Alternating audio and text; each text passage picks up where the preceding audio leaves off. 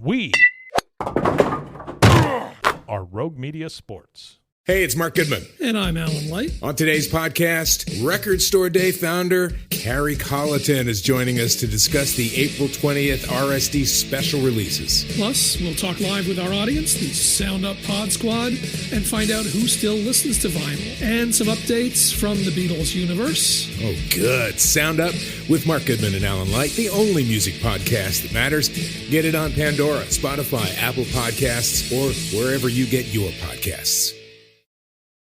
It is the Doomsday Podcast, and very exciting to have all these HBO and everybody wanting to be a part of the Doomsday Podcast these days. And joining me now from his other studio in Colorado, it is Ed Werder. In the aftermath, I've just hustled over from the ball game. You will hear interviews, exclusives, I like to call them. My visit with Rod Marinelli and also Jerry Jones. But right now, let me bring into the program Ed Werder in the aftermath of the Cowboys becoming the NFC East champions. Ed, are you wearing a Cowboys NFC East cap as we speak? No, the mail doesn't get here quite that quickly. I'm sure you've overnighted me a little something.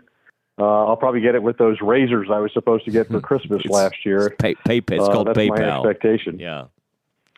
Hey, yeah. Anyway, so I think they do deserve a lot of credit. This is the first time in the history of the franchise that they've made the playoffs after a 3-5 start. And again, this continues this interesting trend in the NFC East that has had a different division champion every year since 2004. All of that being said, I still think there are major issues for this team, challenges in the near future that they're going to have to resolve, or they won't be in the playoffs for very long. You heard it there. But today, I mean, let's just for a moment, Ed, as we get ready for the blessed Christmas holiday coming up, we think about the true meaning of Christmas. Let's just feel the joy of the Cowboys getting that NFC East title. I noticed you liked my tweet, Xavier Suafilo. That's a pretty good look he had in there, wasn't it, with the sunglasses and everything? I thought you were referencing the tweet you had about that Dak Prescott and Jameis Winston were exchanging jerseys after the game, and it was wise of Jameis to do so while he still had one. Yeah, I'm glad you like that one too, Ed.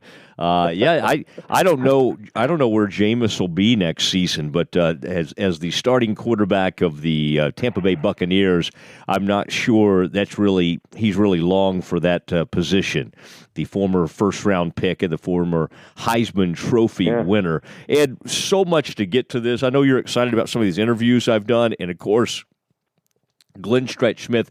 I know our listeners, and by the way, Ed, as I was walking around the press box today, remarkable how many folks kind of begin their week and are always asking me, when does the podcast come out? So, and that was even one of your ESPN colleagues who'd come into town to do the game. He was like, okay, guys, how's the Doomsday going?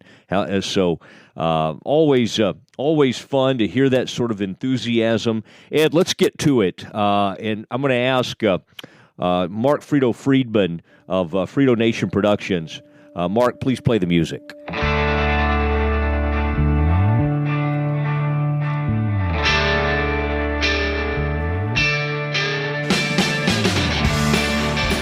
All right, it is time for the Doomsday Podcast. And Ed, some of the joy in our hearts today as the Cowboys celebrate the NFC East, and it is remarkable. And we'll get to some of the negatives, including they're celebrating an unexpected birth of their own. Is that what you were going to say? That's right. I don't think this was really a virgin birth, but it is a playoff birth. I didn't say it was. I said unexpected. Yes. You're the one who had to go into the detail of it. Yes. Well, you know how I was raised. I if you want to get spiritual here, I'm willing to do that. I think we've done that for long enough. The Cowboys get. I like to still be snarky during the holiday season. I know you do.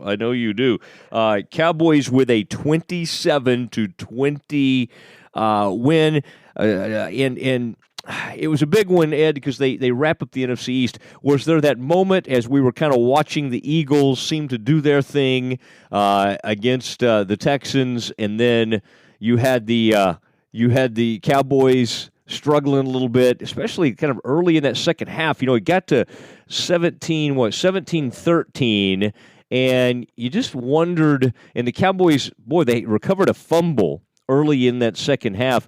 Was it going through your mind that sort of snarky, sadistic guy that you are, the fact that the Cowboys might have to go to Giants land, go to the Meadowlands, and sort of a win or go home type game? Was there just a tiny? They might have to carry those boxes of hats and T-shirts to the Great Northeast for yet another week. No, but I never got to that point of pessimism. Yeah. But I would say that my takeaway was, this was almost like the Cowboys created their own schedule and chose the woebegone Bucs as the opponent for their homecoming game.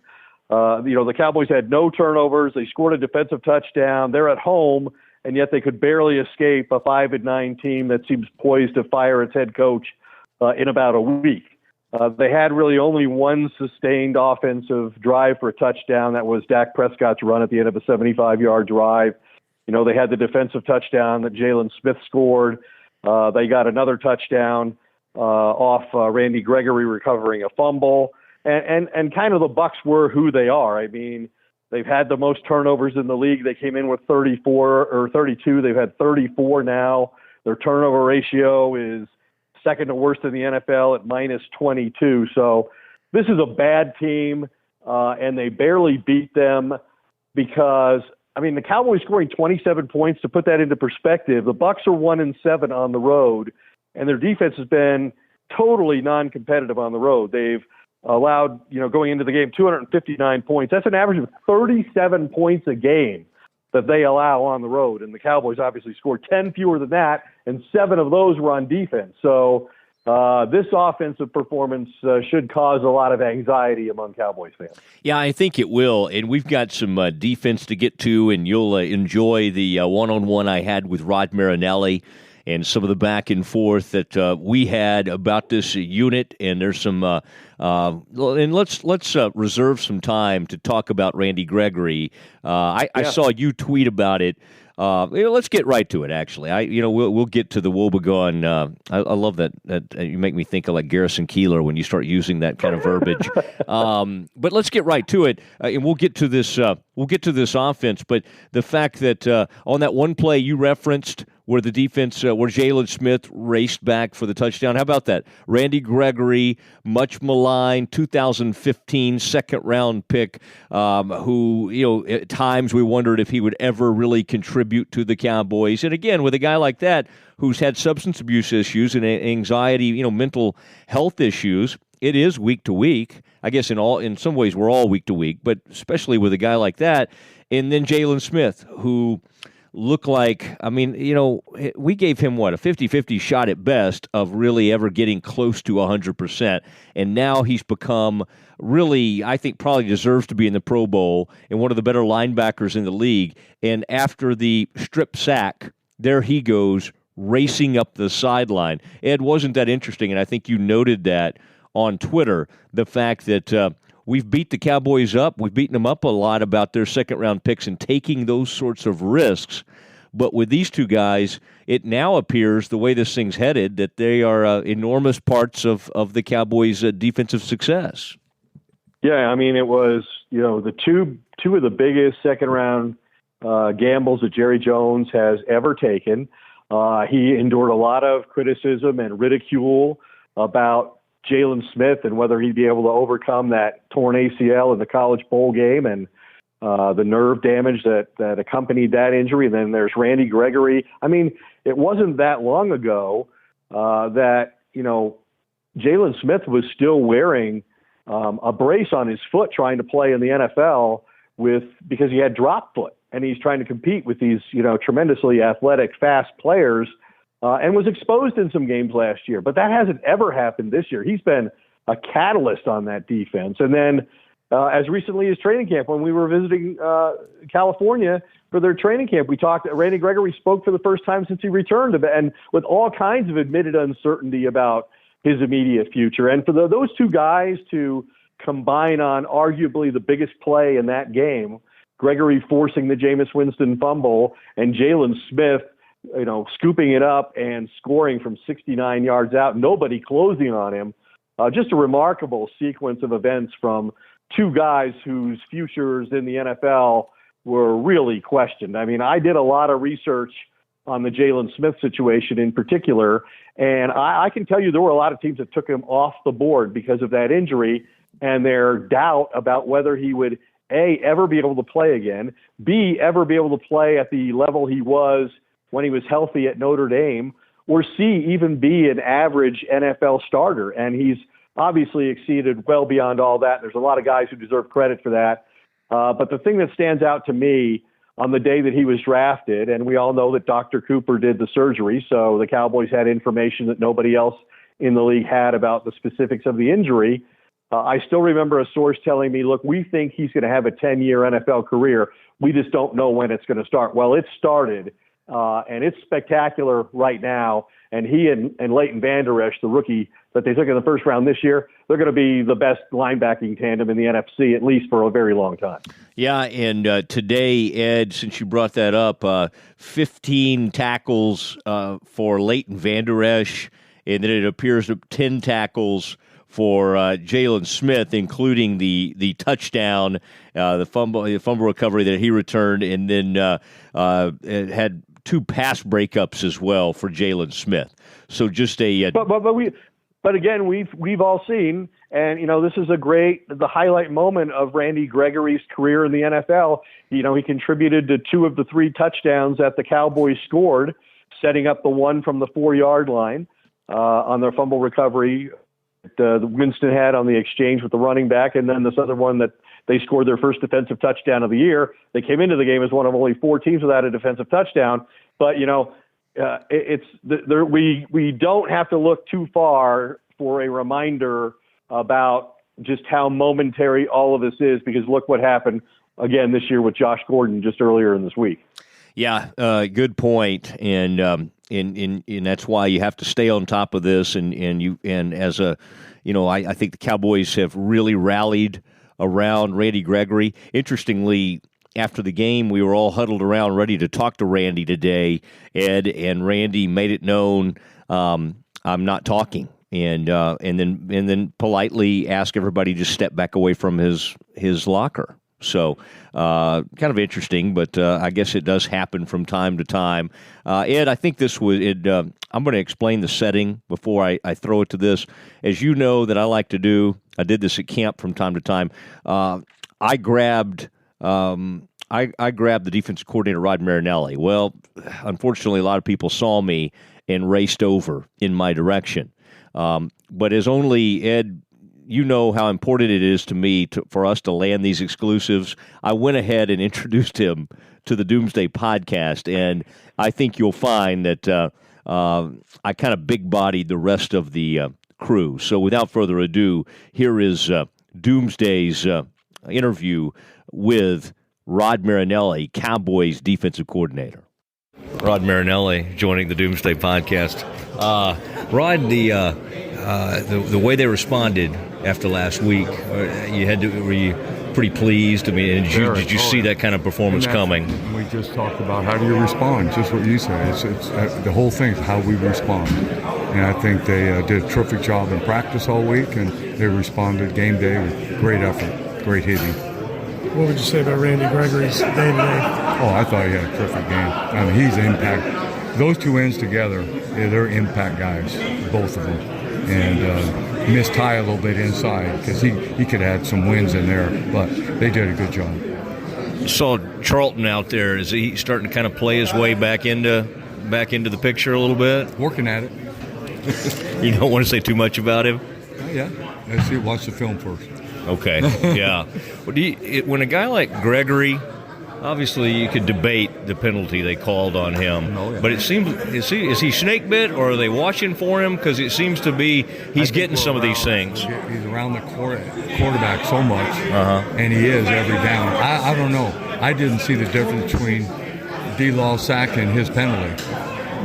So I don't know. That's their job, and that's how they see it. So got to live with it. How concerned were you about Crawford when he went down? Oh, very.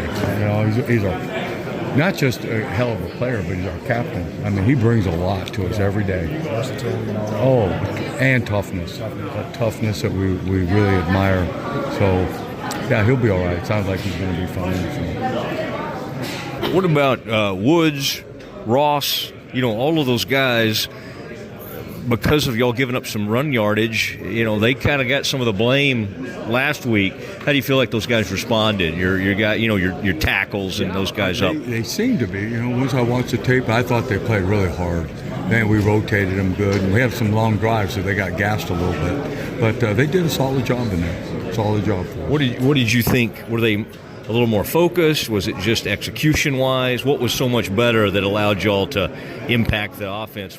Unlike last week. I just thought, we responded well after we watched the tape, the corrections we made from last week, and they responded. And so much of it is a mindset, this game, especially how we play. You got to be locked in and ready to go because we're not going to trick you. We're going to out-execute you. So you got to be on the screws. Obviously, there's work still to be done, but to win the NFC East, and you don't have time to stop and think too much about it, but having been 3-5, what do you think that says about the team, and how big is that for you guys to be able to pull that off? I think it's special for me because it was kind of like last year toward the end, the last 4 or 5 games, we felt we could be a championship defense, so we kept working. I think we won 4 out of the last 5. And it kind of started there, that mindset, and we played really well. And then they came into this season, they believed that they're a very good defense. And one thing is believing it now is putting it on tape, and we're starting to do that. How important is it to finish with the Giants? I mean, you guys have this thing wrapped up. There's going to be some talk about should you rest some guys, that kind of thing. What is your mindset going into that last one? Win and improve.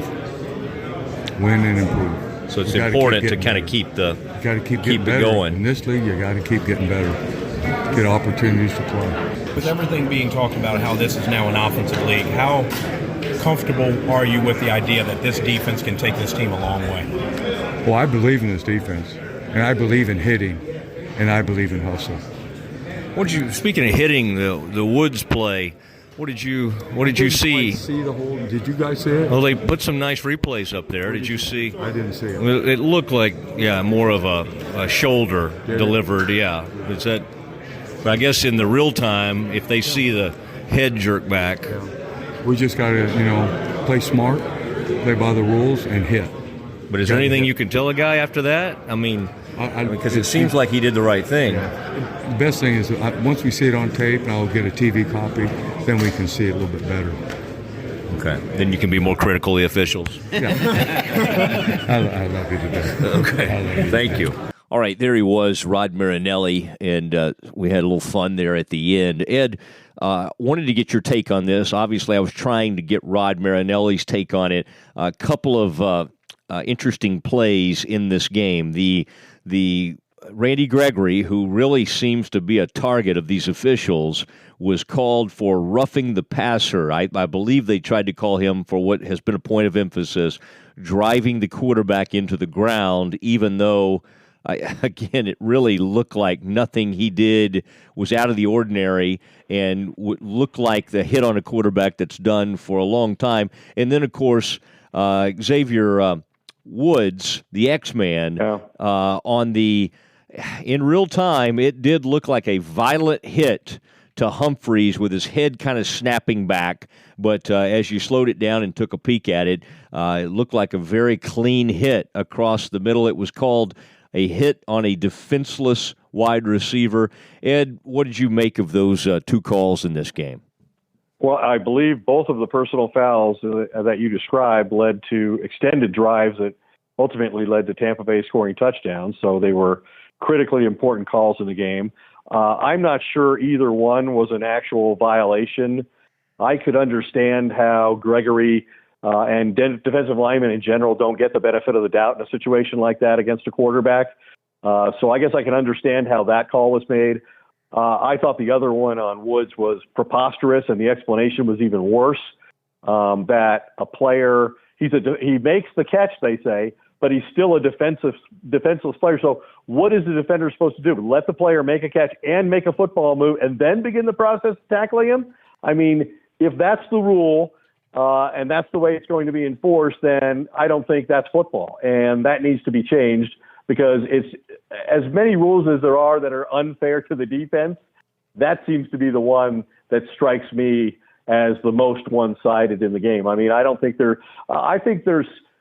we've seen these huge passing numbers. Now they've backed off a little bit, but this is going to be a historic scoring season. The quarterbacks are protected in a way that they've never been protected before in the pocket. And then at the other end of the pass, you've got receivers who have no fear of going into the middle of the field anymore because they're not allowed to be hit like Xavier Woods hit Humphreys in that situation. And I don't think I understand the priority being on protecting the players and, health and safety, but you also have to protect the integrity of the game, and that call did not protect the integrity of the game. No, it didn't seem like it did at all, and you're right. That ended up being really Tampa Bay's such a bad team. They needed all sorts of penalties, and I mean, think about it. They were 3rd and 4 at one point, and the Cowboys lined up. Cowboys must lead the world in those infractions on lining. Lining up in the neutral zone and that kind of thing.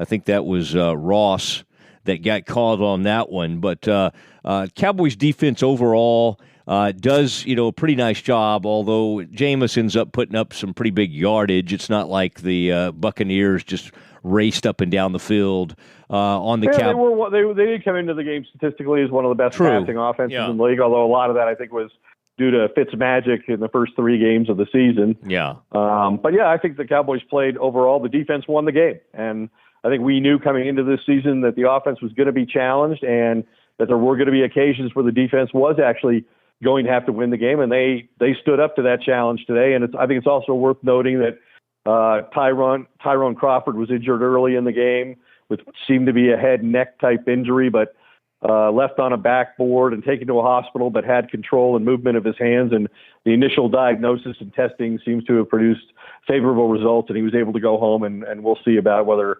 he plays in Week 17 like we do some other guys. Yeah, and you notice right after that, it's always kind of interesting to see how teams are going to respond. I mean, it looked like Jalen Smith was really in distress after that, and players were obviously his teammates and brothers there were very distraught, and for good reason. When you see someone strapped down and carried off, it sort of brings everything back to life. Did you notice Tampa Bay immediately went downfield? I believe that was to Mike Evans for about a 38-yard play, and but it did seem like Byron Jones. Yeah, he beat Byron Jones on the play. It seemed like holding them to that early field goal, though, was a good result for the Cowboys. And then, and by the way, the kicker for the Cowboys, Ed, if you could just keep this guy, with 50-yard plus attempts, this is a very good kicker. Agreed. And he doesn't have to kick a lot of extra points, so he should not suffer from fatigue.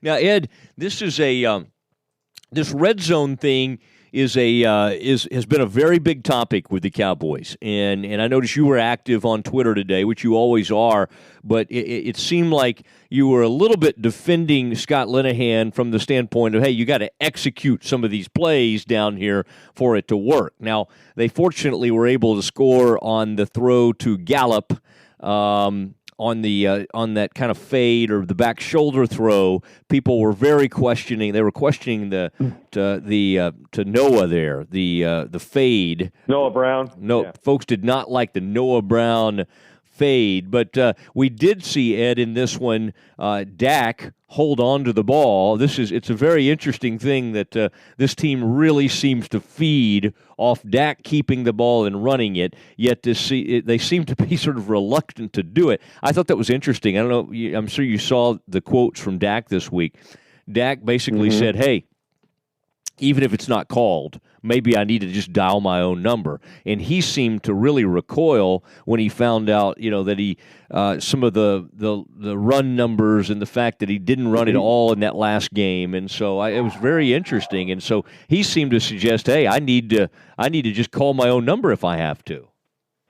Well, he came out of the game last week, and to me it was not a coincidence that he didn't have a rushing temp for the first time this season, and only the third time since he became the Cowboys starting quarterback he went without a single rushing attempt. And you're right, he did recognize it after that game, saying something like, I almost felt too good physically after that game. Mm-hmm. Like, I didn't impose myself or exert myself, and I didn't take the kind of punishment I should take in a typical NFL game because I didn't run the ball. And so they did emphasize that. It seemed he had a number of runs in the game today, especially early on in the red zone, and he was able to run a read option play and score fairly easily. And yeah, obviously the red zone issue remains. They scored, 2 times in 3 red zone opportunities this time, but they're playing against the worst team in football in terms of defending that part of the field. The Bucs gave up nearly 70% red zone touchdowns. They're the worst defense in the league in that regard.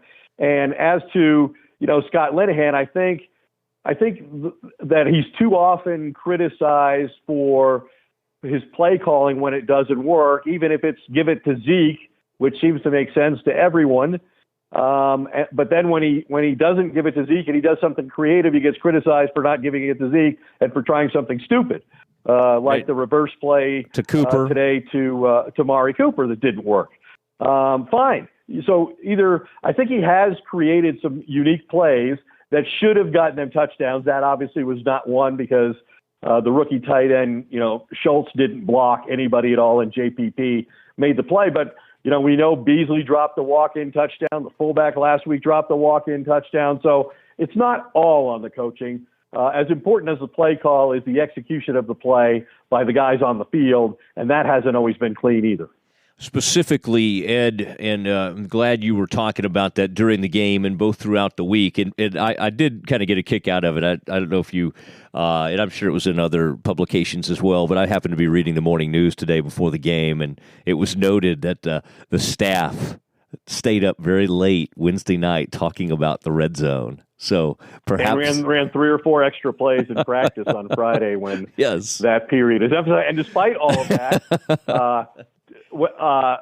Beasley got tackled short, and the Cowboys had to kick a field goal. That was the first time this season that Tampa Bay had stopped an opponent in a goal-to-go situation all year. And so despite the emphasis they put on it, the Cowboys still became a bad part of Tampa Bay's defensive history today. That's right. They may spur the Bucs on to great things. Maybe they can build on that, forcing that one field goal attempt. Okay, on this very subject is what I started my questioning of Jerry Jones with, is asking Jerry what he thought about Dak running that ball in on that particular red zone carry. Did you like the way Dak ran it in there? Obviously, you guys seem to feed off that, but that worked out in the red zone. Well, I like, I like for him to establish one of his strengths, which he's an outstanding runner and he's very physical. I like for him to do that. That hasn't not been in his playbook. He's had those options, and so sometimes it just works that way. I know we would have liked to got Cooper the ball more than had some plays to Gallup that we've been getting. And we sit down and analyze. We say we need to get the ball more to Gallup too, as well as Cooper. So he made a couple of outstanding catch he made early, big time. Where is your NFC East championship cap? I've got them boxed up, and it still hadn't gotten back from Indianapolis. I had them all up there. And, as you know, this shipping nowadays can get rough on this Christmas deal. Mine are still coming back from Indianapolis. What was the scene like in the locker room after the game? Can you just talk about the scene in the locker room? You could joy, appreciation, young. It felt like Christmas Eve. And these guys are excited. They should be excited. This NFL is tough. It's hard to win these divisions, and I'm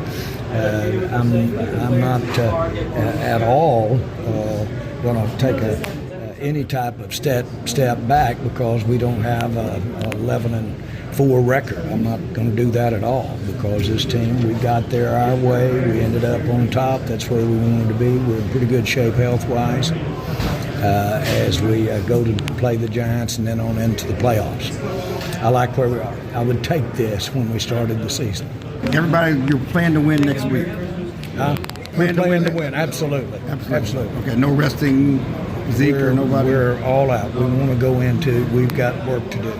At least the first couple of quarters of the game? We've got some work to do out here. I think we'll all agree that we don't want to, if we can, go into the playoffs with some of the dangling participles that we've got out here. You wouldn't have any of those. Would 10 wins mean anything special, getting to 10? Of course it does, yes. And it means more than 9. There you go, Matt. He's a mathematician right there. Exactly. Math's my subject. That's why you came. There he was, Jerry Jones, having a little fun. And Ed, I knew you would like that. I wanted to make sure you got to hear that about Jerry saying that he had left his caps boxed up in Indianapolis and had trouble getting those sent to Dallas because the high cost of the Christmas season, getting those boxes sent from Indy. So Jerry is we've talked about this before. You've covered him for a long time. He was really down. You remember that Titans game? Cowboys fall to 3-5. At that point, Ed, on the Doomsday Podcast, most of our conversations, we thought the rest of the season would be about the new coach and the new staff and when would it happen. And now they sit here and the conversation becomes, what should they do? Should they rest players against the Giants in the final game?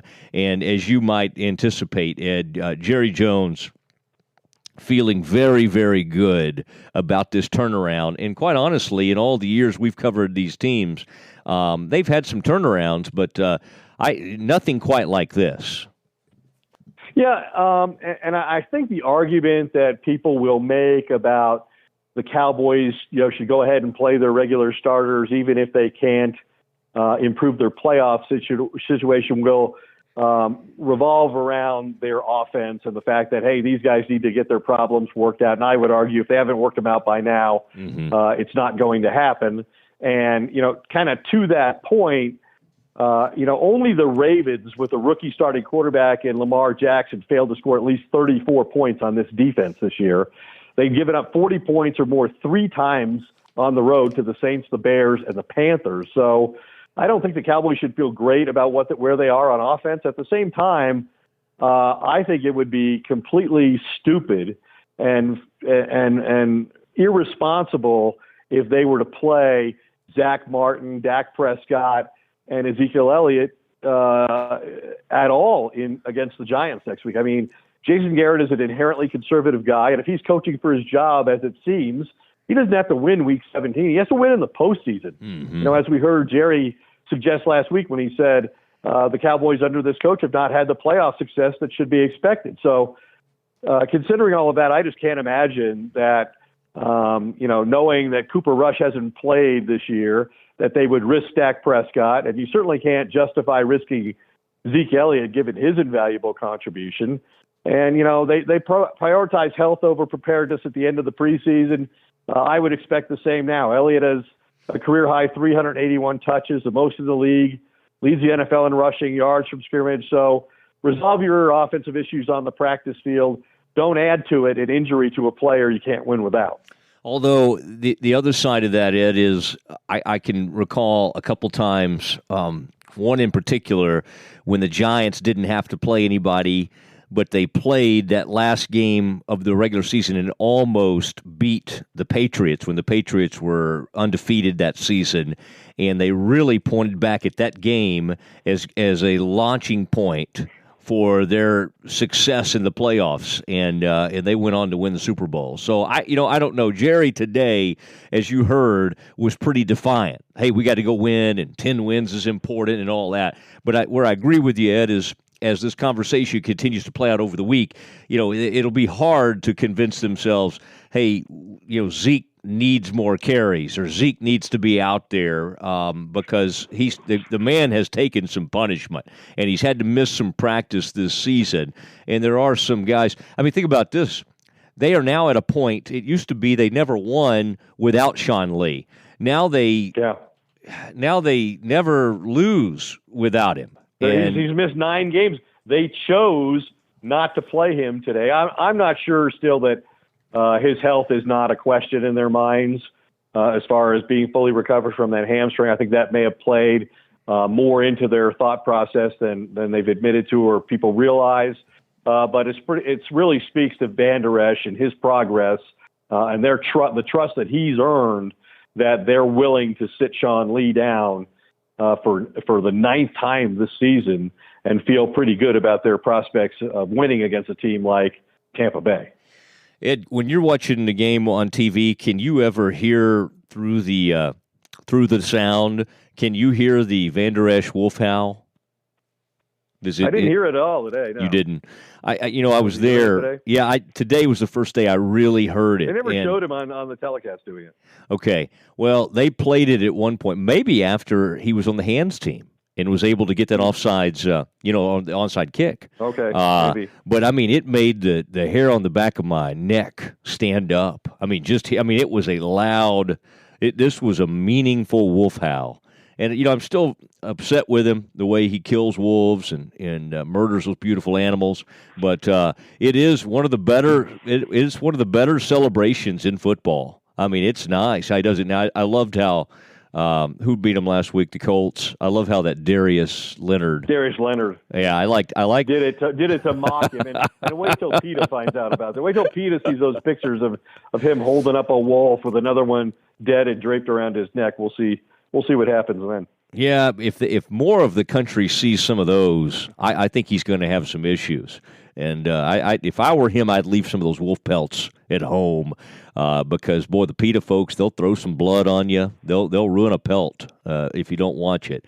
It is the Doomsday Podcast, Ed Werder. And, Ed, you know what time it is. And we couldn't help but think of this guy when the Bucks had a couple of nice returns early in the game. It is time for us to do the honor of That's a Stretch with former Cowboys scout and coach Glenn Stretch Smith, providing his grades on every aspect of this team. As we get ready to start running through this, it's rare for Stretch to kind of get after Scott Linehan and the play calling. You heard Ed, though, earlier in the podcast mention that basically the Tampa Bay, correct me if I'm wrong, Ed, I think you said Tampa Bay had not stopped anybody in a goal-to-goal situation the entire year, and oh my goodness, they get it done today. The Tampa Bay Buccaneers find a way. Stretch, as we start getting ready to roll through the offense and defense and all the aspects of this thing, and you give out your grades, what has given you pause from a play-calling standpoint?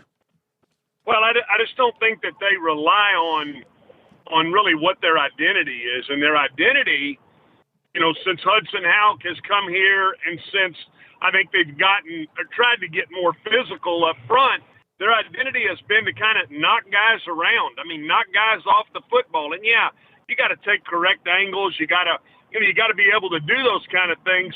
But it's almost like they get in the red zone, and I mean he's like a hitter that is in a funk, or a golfer that has got the yips. I mean he can't knock in a 4-foot putt to save his life. And I just today, and this goes back 3 or 4 games because being a coach, I understand. Hey, when it looks good, it's great. When it doesn't look good, it's not great. But it continues to have this feel. When he gets inside the 10-yard line, and, yeah, the field gets condensed, and I get it, man. There's tight windows and all those things that go with red zone and really, specifically goal-to-go situations. But, I mean, he is in a funk, and to run a reverse where you saw Schultz outside release and just let JPP go up the field, I mean, I don't think Schultz busted that because usually when a kid busts, he'll kind of give an initial reaction like he wants to go at him, and then he won't go at him. I mean, he arc released to go get the safety, and JPP makes a play for a 7-yard loss, and it's just it's one of those things where, to me, he's in a funk, and it is. I mean, it's a 4-foot putt, and he couldn't knock it in the ocean if he was standing on the beach. I mean, that's how bad it feels right now. Yep. So I think one thing I wanted to say there, Stretch, is that it was pointed out in the Dallas Morning News today, a real critical breakdown of these situations, and I think everybody recognizes the greatness of Ezekiel Elliott. Everybody thinks, hey, just give him the ball, however many times it takes to get to the end zone. But the reality is that they'd run 29 red zone run plays for a total of 10 yards, factoring in penalties. And so of their 11 previous red zone chances, they settled for a field goal 4 times and failed to score any points 5 times, and then scored 2 touchdowns the other 2 times. So they're 2 for 11. So I guess I would argue that maybe trying to be creative there was done out of necessity. Yeah, and I'm not disagreeing with that. I think that, obviously we could stand up and we could point to, they don't have Swain, so do they really have a balanced offensive line? And I'm saying if you were to put Jarwin on one side, you got Swain on the other, or Gathers, who is not as good a blocker. Does that mean they go to the backside every time? I mean, we could sit here and probably banter personnel-wise what they have, like you were saying. I guess I'm more from the school of you when you're in that situation, you go get a hat on a hat, and you ought to be able to get 2.5 and 3 yards regardless of what's going on. And I understand the challenges from a personnel standpoint. I think that's why you're starting to see Lanahan has tried to get Noah Brown involved to do some things from a physical standpoint to be able to block. Today he brought Hearns in, and Hearns gets called for the block in the back when it bounces outside. I guess my whole concern again is a play caller can get in a great rhythm and he can carry it through, or you can get in a funk. And I think right now, I'm just stating what I see.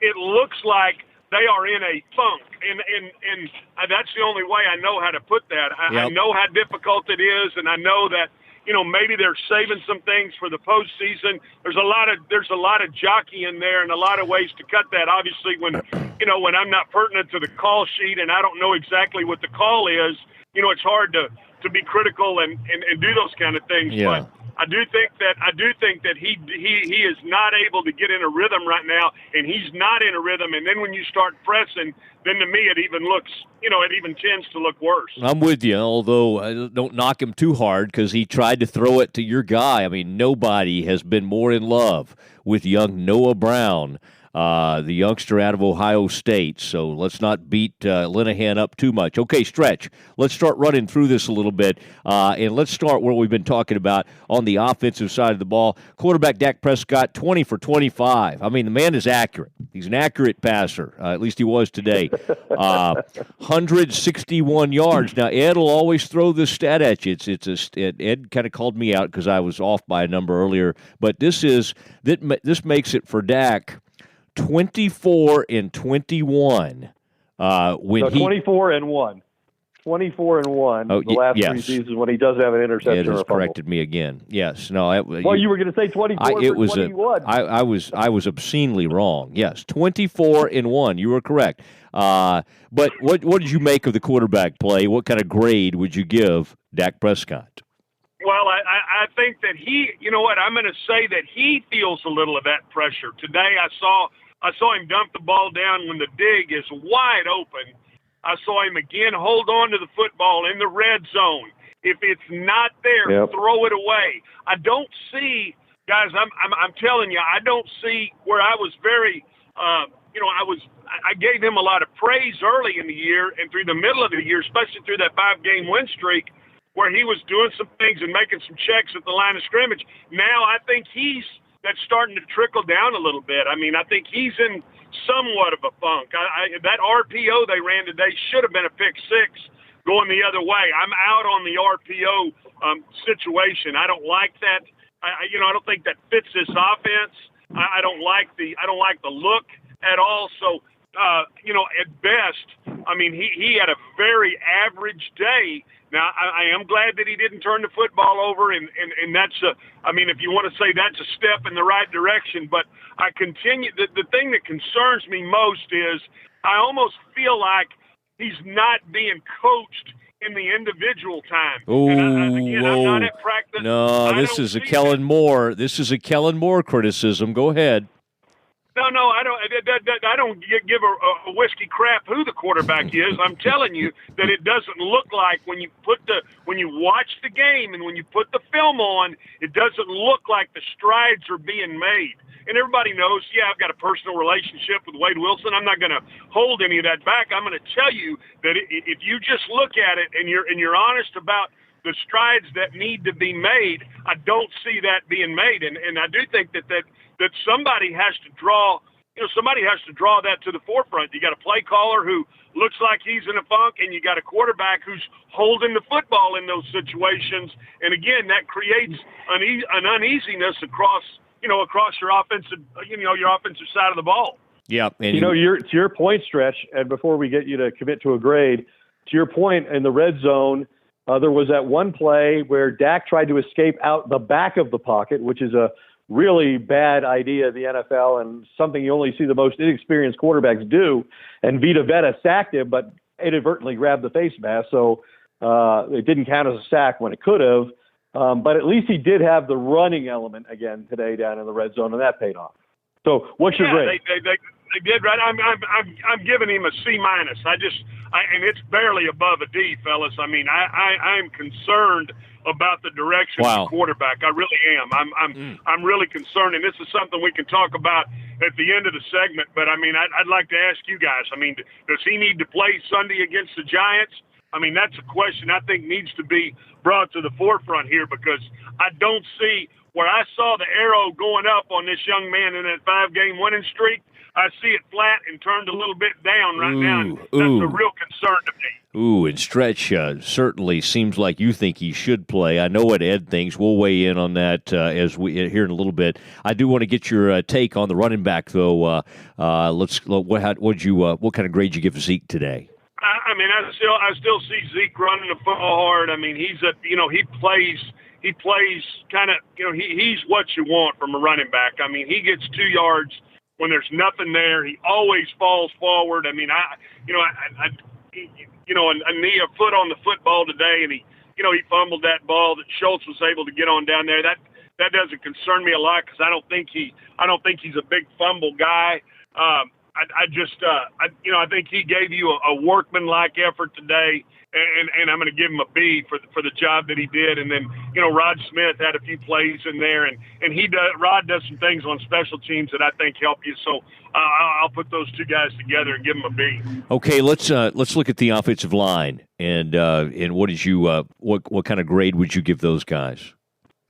Offensive line, again, when you're running, really your base offense, and again, I thought Tampa did a nice job up front with Vita Vea. I can't get his name right to save my life. You're okay. They played better. I'm saying Tampa's pretty good, where you say, boy, they've been giving up big runs. I think since Duffner has taken the defense over from Smith, I think they've cleaned some things up, and I thought that Zach, trying to come back in and getting the fold a little bit. I mean, I just thought you got a very average effort out of your offensive line today.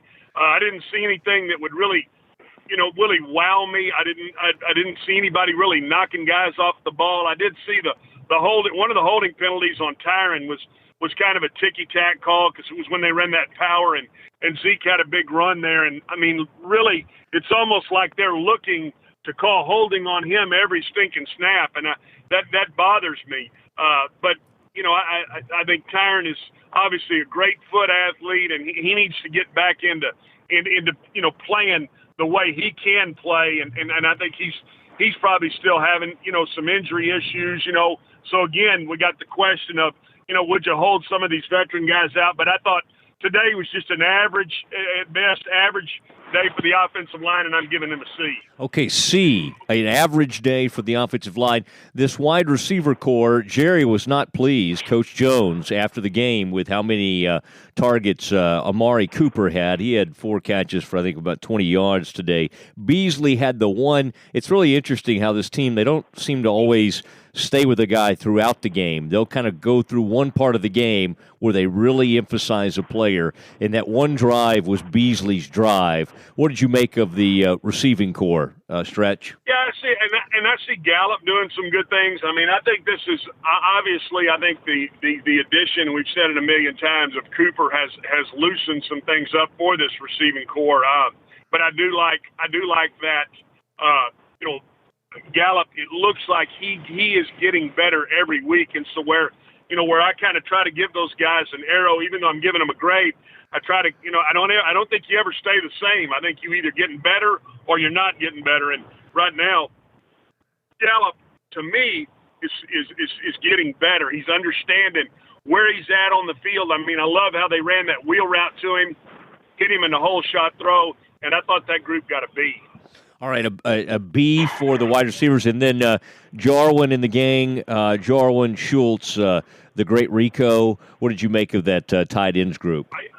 Again, about like the offensive line. I mean, just kind of gave you a workmanlike effort, and I didn't really see anything that that kind of lit me up, and I didn't. I do think that it concerns me a little bit that they're not still where they need to be from a strength at the point of the line of scrimmage, and so that bothers me. And I'm going to give that group. I'm going to kind of group them in there with the offensive line a C, just an average day. All right, let's flip over the defensive side of the ball. And Tampa, obviously, a pretty good passing team. They put up good numbers this season. Let's start with the back of this defense. Let's start with the secondary. And obviously, Byron Jones got beat early on that throw to Mike Evans. But what did you think of the overall play of the secondary? Yeah, he got beat multiple times. I think this is the first game that I've really seen an offense go at him, and they went at him a little bit today. This is a player that I think he's done an okay job all year long. And I'm going to say okay. He's done better than that. But what concerns me is no interceptions, 0 interceptions for him. And so I'm back to kind of that. Boy, he needs to start getting his hands on some footballs. Today, Wouzier had a nice breakup, and he did an okay job.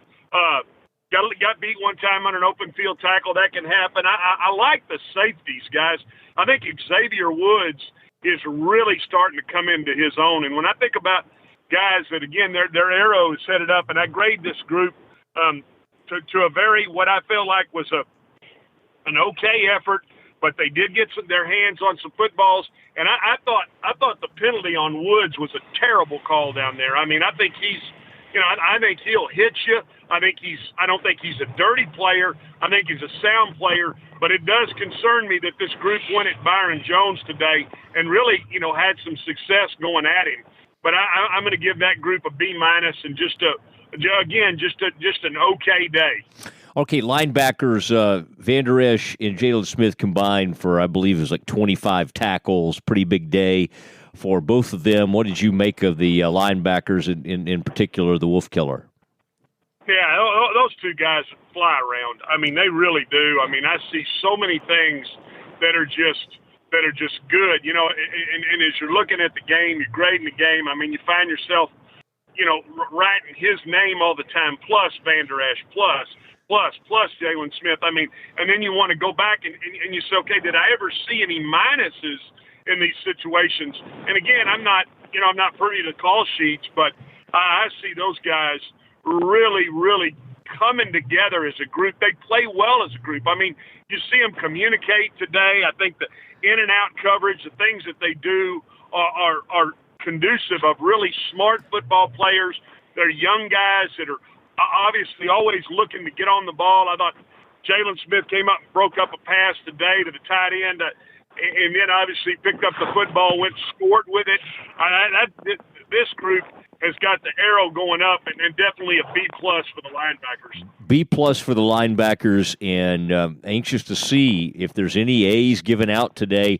Could it be the defensive line on a back, kind of a team that was bouncing back from a really awful performance against the Colts? What'd you give that grade? Unit? Well, I saw Taco do some things today. I mean, I like that they're kind of pressing him into action. I thought it was a really, I thought the call on Gregory for roughing was a really poor call. I mean, I really like Randy Gregory. I mean, I see his arrow going up. Obviously, Lawrence, we know where he is. I'm a little concerned.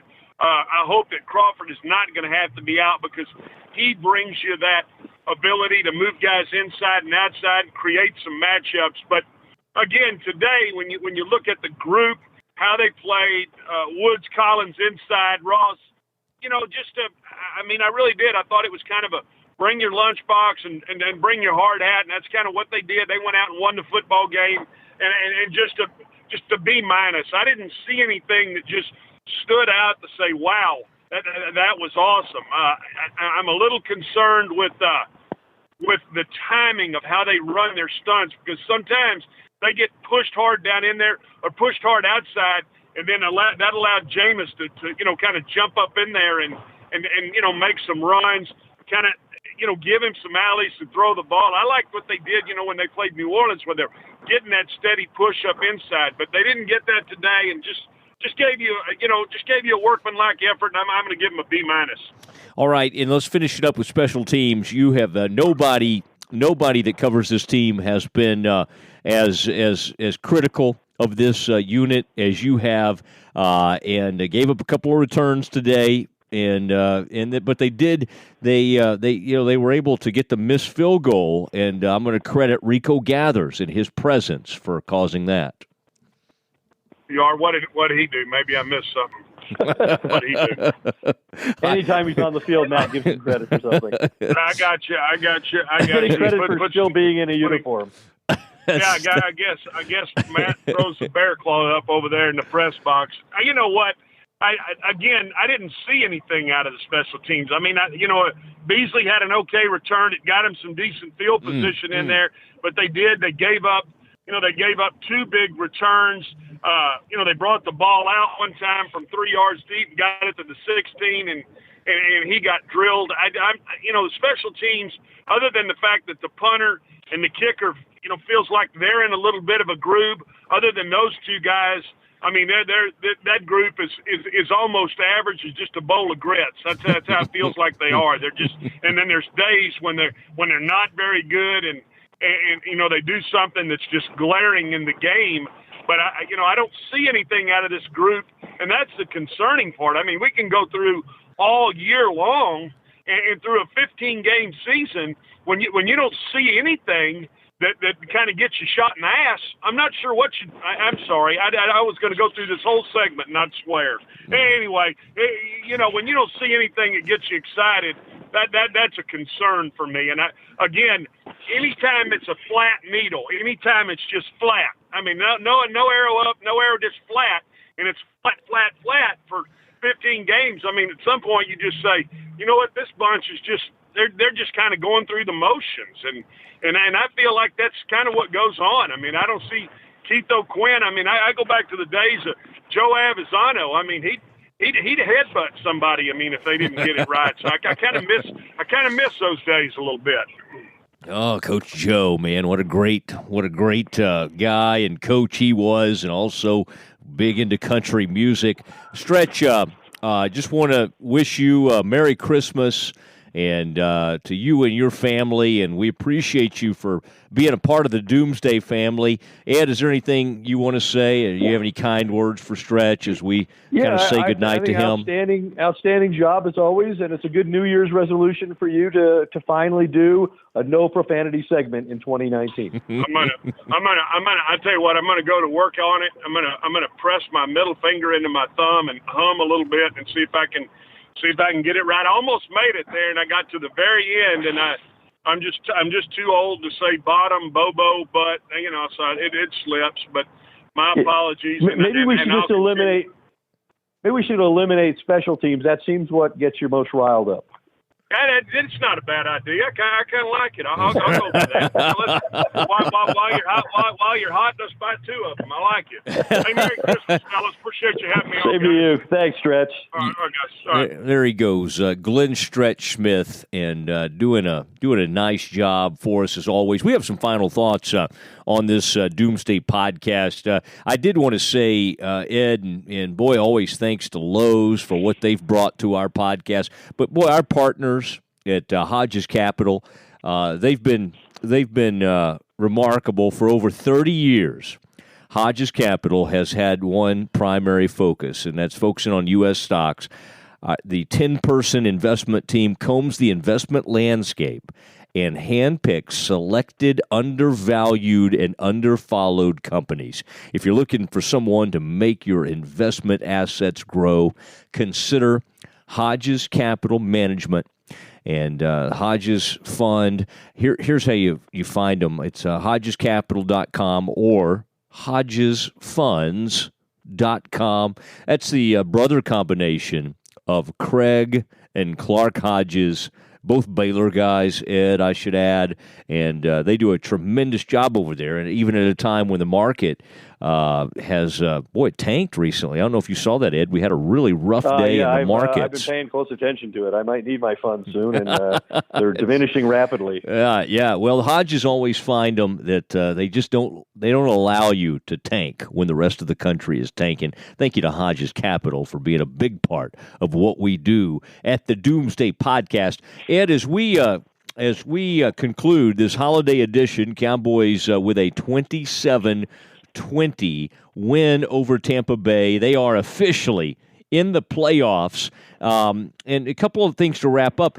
One thing, Ed, is we've got to talk about how are the Cowboys going to approach? Now, I had visits with both, and you heard from Jerry Jones and Rod Marinelli. They seemed to – it was kind of that John Wayne machismo after the game. Hey, we're going to play. We need to win. Let's go play. Now, you know how that goes, Ed. That sounds kind of good early in the week, and then as you get there in what will be a so-called meaningless game in terms of their playoff positioning or hopes, well, I mean, what do you end up doing? What do you think is the safest way? I've seen it work for teams that keep the throttle down and keep playing. I've seen it work better for teams that go ahead and rest some players. Ed, where do you think this thing's headed? Well, it is now official that Chicago did beat the 49ers, so that locks the Cowboys in as the 4th seed. So, to me, they have nothing of consequence to gain by risking their significant starting players against the Giants.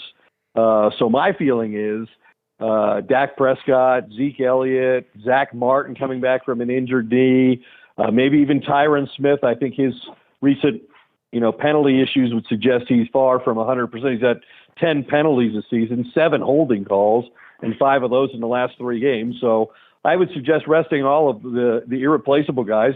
DeMarcus Lawrence would be another guy that I would take out of the lineup. I might have to look at Jalen Smith, giving him a week off. Let Van Der Esch play his spot and let Sean Lee play the other spot.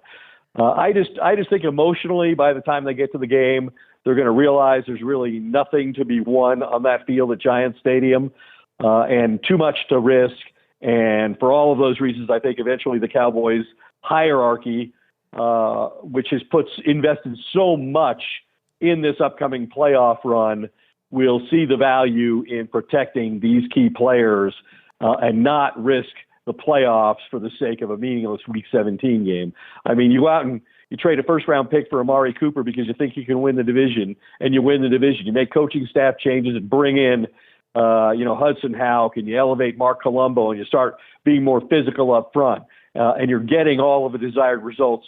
I would suggest they don't ruin it now.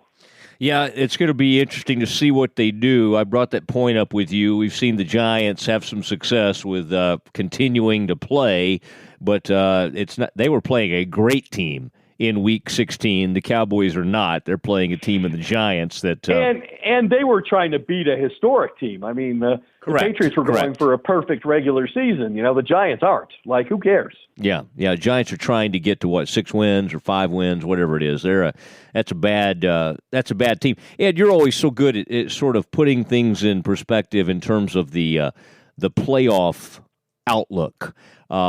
Everybody's kind of getting excited and looking past and thinking about, okay, who's coming in here for the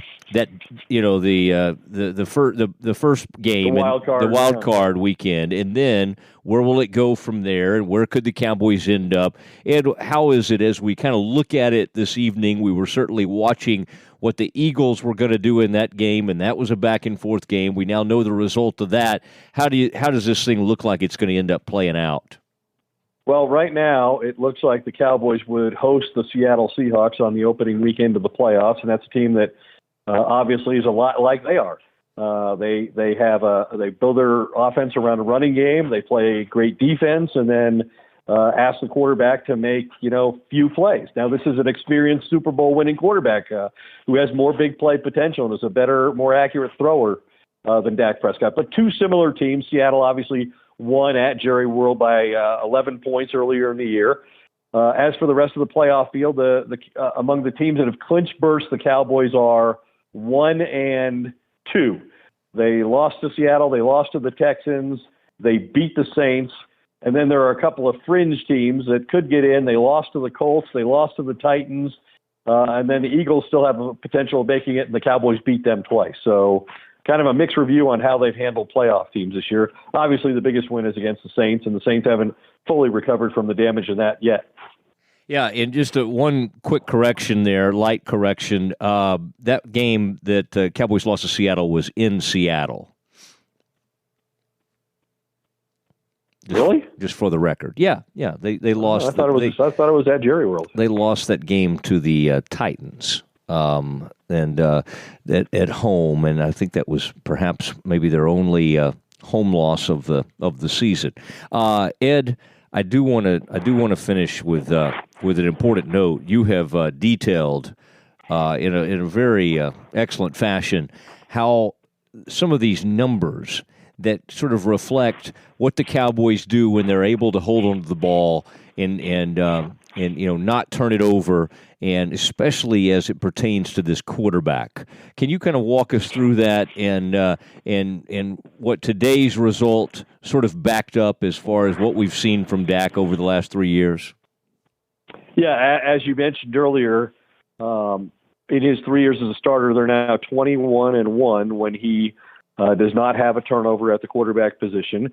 Beyond that, the Cowboys have actually, and this is quite an amazing stat and quite a testimony to how well they're capable of executing and the priority they put on protecting the football. They've had 7 games this year, today being the 7th one, in which they have not committed a single turnover. They have won all 7 of those games. So the odds would tell you, and history would suggest, that if the Cowboys don't turn the football over, they're going to win the game.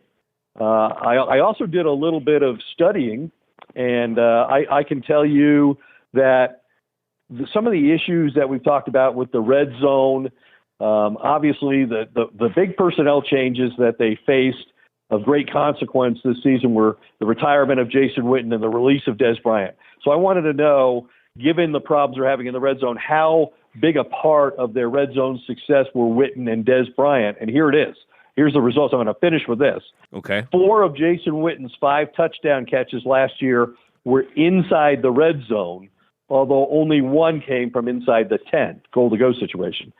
5 of Dez Bryant's 6 touchdowns were in the red zone, and 3 of those were from the 10 or closer. So really significant contributions from those 2 players. 9 touchdown catches in the red zone combined by Witten and Dez Bryant. That's very interesting. I'm glad you looked that up. And in even some of these other players the Cowboys have drafted with that in mind. At one point we thought, maybe Rico Gathers could help in the red zone. Well, that's kind of gone by the wayside, as much as I like the guy because I used to love watching him play basketball at Baylor. They drafted Escobar. Let's get somebody 6'7", he'll be good in the red zone. Well, I don't even know if he's in the league anymore. He's certainly not with the Cowboys, and so that it has been an issue. And I really enjoyed on the podcast today hearing you and Stretch sort of debate that point on some of the issues and what's going on. Stretch really seems to think that this offensive coordinator is in a funk and really is just kind of in a dark place. And whether Stretch is right or not, Ed, it's just not a great thing. You never know what could happen in one game. But heading into the playoffs, it's not like a great thing that this team, if it's known for anything, hopefully it's dominant defense. That's the nicest thing you could say about this team. This is a dominant defense, and they back that up at times. But you could also say this team is very, very bad in the red zone. And that just, that's going to be hard to overcome. I mean, it is, and it showed up again today. And despite Ed, the Wednesday night, the late Wednesday night conversations they had about it, and the extra work they did on Friday.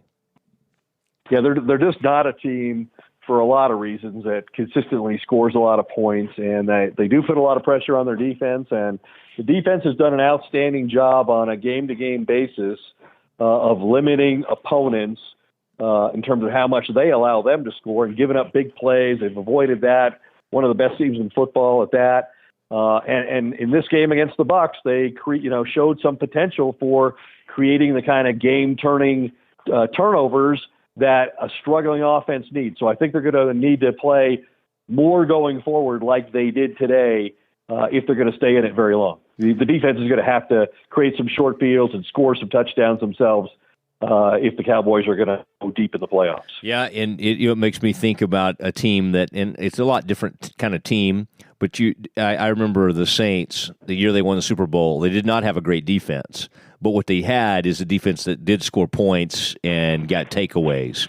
And if this team could get more in that direction, but this team, it's one defensive back it's sending to the Pro Bowl, has made it through an entire season without an interception, and neither one of their starting corners has a pick, right? I believe that is correct. This is sort of a safety only picks or linebackers, and so that is the case. Ed, it's been tremendous. This 2018, I can't believe we're about to say goodbye to 2018. I want to thank Frito Nation Productions and for all that Mark Frito Friedman does for us, does such a nice job, and he's always up here ready to roll, and I appreciate that. And then our partners, Lowe's has come on board with us. Of course, Hodges Capital and MyBookie has been with us in 2018. Richardson Chrysler getting ready to come on board, and it's been a fun year in Doomsday, and look forward to much more in 2019. And thank you for everything that you've done for Doomsday.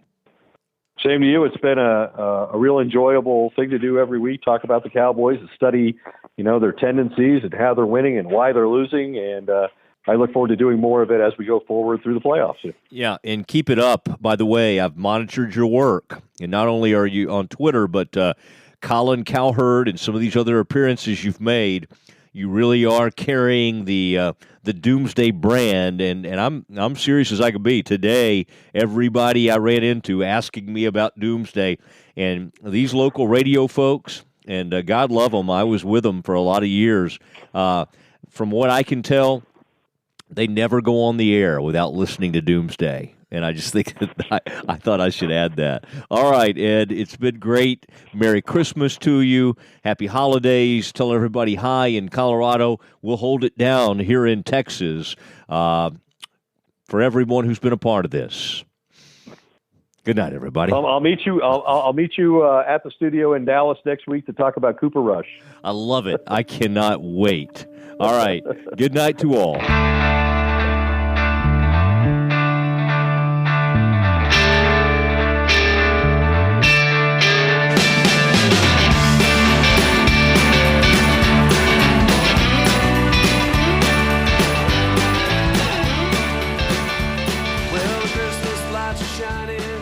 Stockings have been hung. You're praying for your daughter light in candles for your Hey, it's Mark Goodman. And I'm Alan Light. On today's podcast, Record Store Day founder Carrie Colleton is joining us to discuss the April 20th RSD special releases. Plus, we'll talk live with our audience, the Sound Up Pod Squad, and find out who still listens to vinyl. And some updates from the Beatles universe. Oh, good. Sound Up with Mark Goodman and Alan Light, the only music podcast that matters. Get it on Pandora, Spotify, Apple Podcasts, or wherever you get your podcasts.